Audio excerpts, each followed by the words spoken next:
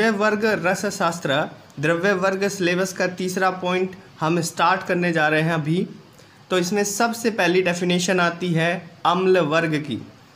ठीक है, वर्ग से क्या मतलब होता है? ग्रुप। वर्ग से मतलब होता है ग्रुप। ठीक, तो जो अम्ल वर्ग है, अम्ल वर्ग से मतलब है अम्लों का ग्रुप। अम्ल क्या होता है? एसिडिक। ठीक है, तो जो खट्टी चीज़ें उनका ग्रुप है।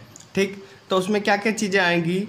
जम्बीरी नींबू, कागजी नींबू, अम्लवेतस, इमली, नारंगी, अनार, वृक्षाम्ल, बिजोरी नींबू, चांगेरी, चणकाम्य, खट्टा बेर, करौंदा और चूका, ये सब जो है अम्ल वर्ग के अंदर आते हैं। ठीक है, मर्दन के लिए, मसलने के लिए एवं भावना आदि के लिए भावना देते हैं। जैसे हम उसकी डेफिनेशन के बारे में पहले बात कर चुके हैं पिछले वाले लेक्चर में, अभी तक आपने नहीं देखा है तो जाइए, ये चीज़ यहाँ पे चैनल पे पड़ी हुई है, वहाँ पे जाके आप देख लीजिए। ठीक है, तो इनका स्वरस या क्वात किया जाता है। इनका किनका? अम्ल वर्ग का स्वरस और क्वात किया जाता है। अभी देख लेते हैं इसका एक ट्रिक। जैसे आप याद करेंगे कि इसमें 3 नींबू होते हैं और 3 अम्ल होते हैं। इमली, नारंगी, अनार होता है, चांगली, चूका होता है, खट्टा बेर, करौंदा होता है। ठीक है, 3 नींबू कौन कौन से होते हैं? जम्बीरी नींबू, कागजी नींबू और बिजोरी नींबू। तो 3 नींबू हो गए। 3 अम्ल कौन कौन से होते हैं?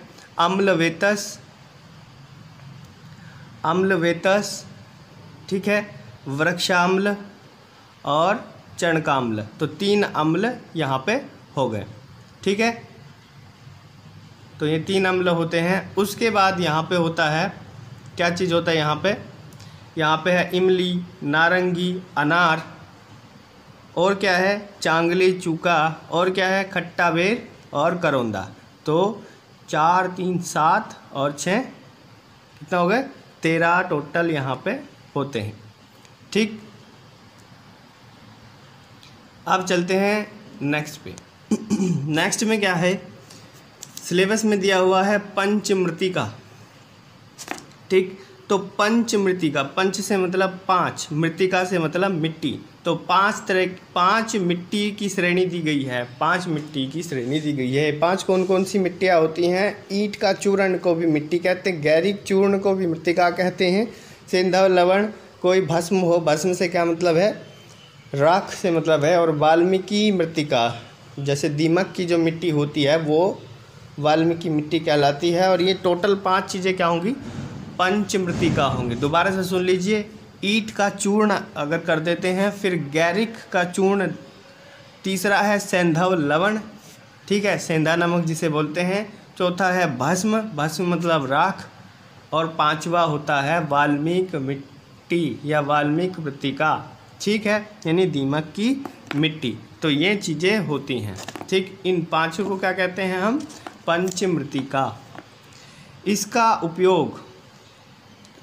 उपयोग सोने के शोधन में बतलाया गया है कि जब सोने को, स्वर्ण को या उसका शोधन करते हैं, शुद्धि करते हैं, तब इसका उपयोग पंचमृतिका का किया जाता है। नेक्स्ट चलते हैं। तो ये चीज़ समझ गए होंगे। नेक्स्ट चलते हैं पंचगव्य। गव्य से मतलब गाय, ठीक है, और 5 से मतलब, पंच से मतलब 5। तो 5 गाय के उपयोगी जो चीज़ें हैं वो बताई है। गाय का दूध होगा, दही होगा, घी होगा, मूत्र होगा और गोबर होगा। इनका उपयोग हम करते हैं औषधिक यूज के लिए। तो दूध गाय का, दही, घी, मूत्र और गोबर, तो ये 5 चीज़ें हम समान मात्रा में ग्रहण करते हैं। जब एक एक भाग ले लेते हैं 5 का, तब ये कहलाता है पंचगव्य। ठीक है, तब ये कहलाता है पंचगव्य। ठीक, ये चीज़ होता है। अभी देखिए यहाँ पे एक साइट आपको दिखाई दे रही होगी। तो इस साइट पे जो भी लेक्चर मैं यहाँ पे ले रहा हूँ रस शास्त्र का, वो चीज़ें वहाँ पे अपलोड हैं। ठीक है, उन्हें साथ साथ मैं अपलोड वहाँ पे कर दे रहा हूँ। वैसे की काफ़ी चीज़ें वहाँ पहले से अपलोड है। फर्स्ट ईयर सेकेंड ईयर का बहुत सारा सिलेबस वहाँ पे कवर हो चुका है, करीब करीब सभी सिलेबस कवर हो चुका है। ठीक है, थर्ड ईयर का भी आपको सिलेबस वहाँ पे मिलेगा, फोर्थ ईयर का भी मिलेगा। तो ये साइट जो है बहुत ही सिंपल लैंग्वेज में वहाँ इस साइट पे आपको सारी चीज़ें देखने को मिलती हैं। ठीक है, तो चलिए अब हम करते हैं स्टार्ट करते हैं पंचामृत। अब नेक्स्ट है पंचामृत। और पंचामृत क्या होता है? 5 तरह के अमृत बताए हैं। तो पंचामृत, 5 अमृत कौन कौन से हैं? गाय का दूध, ठीक है, दही, गाय का दूध, दही, गाय का घी, और मधु से मतलब शहद, और शर्करा मतलब चीनी या कुछ भी आप कह सकते हैं, ठीक है। तो 5 जो होते हैं अमृत होते हैं। यहाँ शर्करा से मतलब शुगर से है, ठीक है, मीठे से है, ठीक। तो गाय का दूध, गाय का दही और गाय का घी, मधु और शर्करा, जब हम इन्हें समान भाग में मिला देते हैं तो ये पंच अमृत बन जाते हैं, ठीक है, पंच अमृत बन जाते हैं। पंचामृत का यूज ज़्यादातर आपने देखा होगा पूजा कार्यों में किया भी जाता है, तो ये पंचामृत बन जाते हैं, ठीक है। और रस शास्त्रीय कार्य सिद्धि में भी इसका कार्यों को सिद्ध करने में, जैसे ताम्र भस्म का अमृतीकरण अगर हमें करना हो तब हम क्या करेंगे? इस पंचामृत का उपयोग करते हैं, ठीक है। तो चीज़ें आपको समझ में आ रही होगी, उम्मीद कर रहा हूँ मैं, ठीक है। तो अगर समझ में आ रही है तो फटाफट से नीचे लाइव जो चल रहा है, लाइव कमेंट चल रहा होगा, वहाँ पे जाके आप टाइप कर सकते हैं कि चीज़ें समझ आ रही हैं, ठीक। नेक्स्ट चलते हैं शाराष्टक। तो शार अष्टक मतलब 8, जिसमें 8 का ये वर्ग है, 8 शारों का वर्ग है। तो इसमें क्या है, देखिए इसके बारे में मैं डिटेल में इसलिए नहीं ले रहा हूँ क्योंकि नाम लिखने के लिए आते हैं एग्ज़ाम में, एग्ज़ाम पॉइंट ऑफ, और ये हम रिवीजन सीरीज ले रहे हैं। हम इस पर डिटेल वीडियो में बात करेंगे, एक जैसे यहाँ पे थूअर लिखा है, एक को पकड़ेंगे और इस पे बारे में बात करेंगे, ठीक है। तो अगर वो चीज़ आप चाहते हैं कि डिटेल में इस पे वीडियो बने तो आप नीचे लाइव कमेंट चल रहा है, वहाँ पे कमेंट कीजिए, ठीक है। तो देखिए क्या है यहाँ पे, थूहर होता है पहला, दूसरा पलास, अपामार्ग, इमली, अर्क, ठीक है, तिल, नाल, सज्जी, सार, यवसार तो आप जानते ही हैं। तो कुल मिला के 8 होते हैं। सज्जी, सार, यवसार आप जानते हैं, थूहर, पलास, अपामार्ग, इमली, अर्क, तिल, नाल, सज्जी, सार, यवसार, ये हो गए हैं टोटल शार अष्टक यानी 8, ठीक है। अब आते हैं द्रावक गण पे। तो द्रावक गण जो है उसमें क्या आता है, देखिए द्रावक गण बहुत ज़्यादा फेमस चीज़ है। तो इसको आप, मैं इसे ऐसे याद किया था, गुड़, गुंजा, घृता, टंकण, मधु और गुग्गुल, ऐसे याद किया था आप। यहाँ से गुज्जा, मधु, गुड़, घृत, टंकण, गुग्गुल, तो कुल मिला के कितने होते हैं? 6 होते हैं। सीक्वेंस कोई ज़्यादा इम्पोर्टेंस नहीं रखती है यहाँ पे। तो कुल मिला के इसमें 6 होते हैं, गुड़, गुंजा, मधु, घृत, टंकण, गुग्गुल, ठीक है। गुड़, गुंजा, मधु, घृत, टंकण और गुग्गुल, ठीक है, ये चीज़ें होती हैं। नेक्स्ट अब हम चलेंगे, नेक्स्ट चलते हैं मित्र पंचक। तो इसमें 5 होते हैं, मित्र पंचक में 5 होते हैं। 5 कौन कौन से होते हैं? घृत, गुग्गुल, टंकण, मधु और गुंजा, ठीक है। तो घृत, गुंजा, टंकण, मधु और गुग्गुल, ये 5 होते हैं। इससे पहले आपने देखा था जो हमारा द्रावक गण था उसमें था गुज्जा, मधु, गुड़, घृत, टंकण, गुग्गुल, ठीक है। और इसमें होता है घृत, गुज्जा, टंकण, मधु और गुग्गुल, ठीक। तो ये चीज़ होती है। अब चलते हैं नेक्स्ट, फटाफट से देख लेते हैं लवण पंचक। तो 5 तरह के नमक होते हैं, वो होता है लवण पंचक। तो 5 तरह के नमक कौन कौन से होंगे? अभी सिर्फ इनका नाम याद करेंगे, कहेंगे तो मैं डिटेल में वीडियो बनाऊंगा, चैनल पे अपलोड करूंगा, वहाँ से जाके आप देखिए, इन्हें बिल्कुल डीपली पढ़िए क्योंकि ये औषधि चीज़ों में काम आएंगी।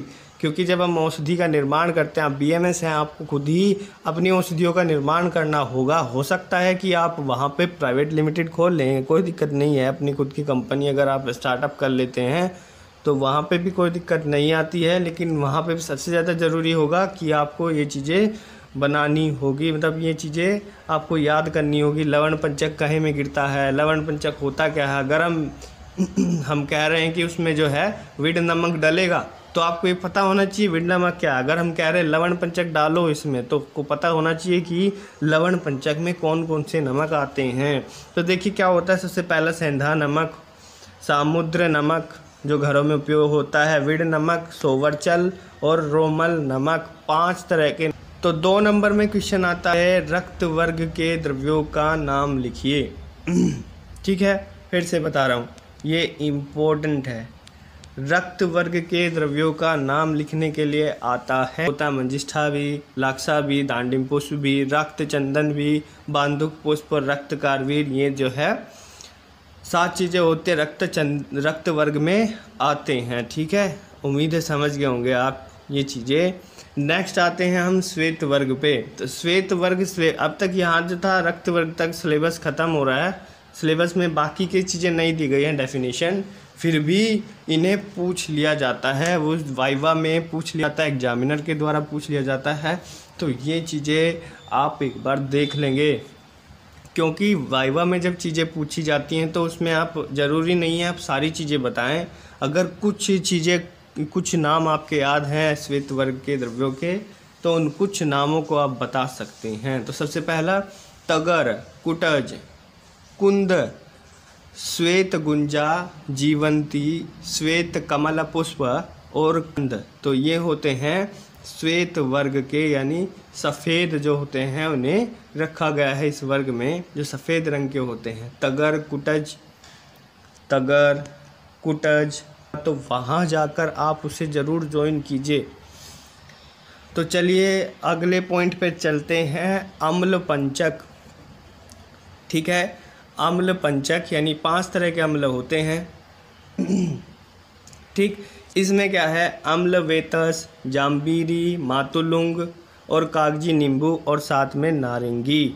तो देखिए एक बार फिर से, अम्ल वेतस, जाम्बीरी, मातुलुंग और कागजी नींबू, 3 तरह के नींबू हो गए, अम्ल वेतस हो गया और नारंगी। इजीली पढ़ सकते हैं, उम्मीद करता हूँ बहुत ज़्यादा आपके लिए हेल्पफुल होगा। ठीक है, तो अब चलते हैं हम आगे। क्षीर त्रय, आगे लिखा है क्षीर त्रय। क्षीर से मतलब दूध होता है और त्रय से मतलब होता है 3। तो 3 तरह के दूध के कौन कौन से होते हैं, अर्क का, वट का और स्नोही का। तो अर्क से भी दूध निकलता है, वट से भी निकलता है, स्नोही से भी निकलता है। 3 तरह के दूध को क्या कहा गया है, क्षीर त्रय। ठीक है, ये क्यों कहा गया है कि मारणादि के लिए प्रशस्त है, मतलब किसी को मारना हो तो उसके लिए ये काफ़ी है, तो मार देता है आदमी को क्षीर त्रय। तो ये अर्क, वट और स्नोही का जो दूध होता है वो आदमी को मार देता है, ऐसा कहा गया है।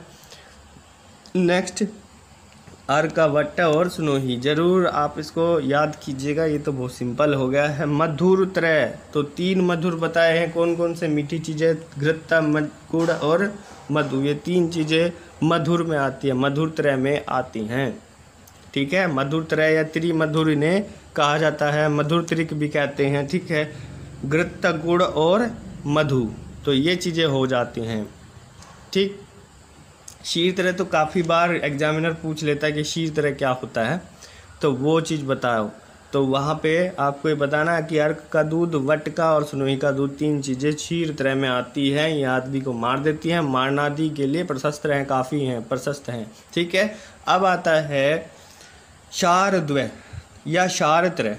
ठीक है, क्षारद्वय क्या होता है, 2 प्रकार के या 2 क्षार क्या होते हैं और 3 क्षार क्या होते हैं। ठीक है, त्रय से मतलब 3, द्वय से मतलब 2। तो 2 कौन से हो गए, सज्जी क्षार और यव क्षार, तो ये हो गए क्षारद्वय। अगर टंकन भी इसमें ऐड कर दूं, सज्जी क्षार, यव क्षार और टंकन, तो ये हो जाएंगे क्षारत्रय। ठीक है, आपकी प्रैक्टिकल में ये आपको बहुत काम आएंगे। जब बात होगी कि क्षारद्वय इसमें ऐड कर दो, तो तब आप देखेंगे कि क्षारद्वय होता क्या है, तब आप पता चलेगा कि सज्जी क्षार और यव क्षार उसमें ऐड करना है, ये मिलाना है,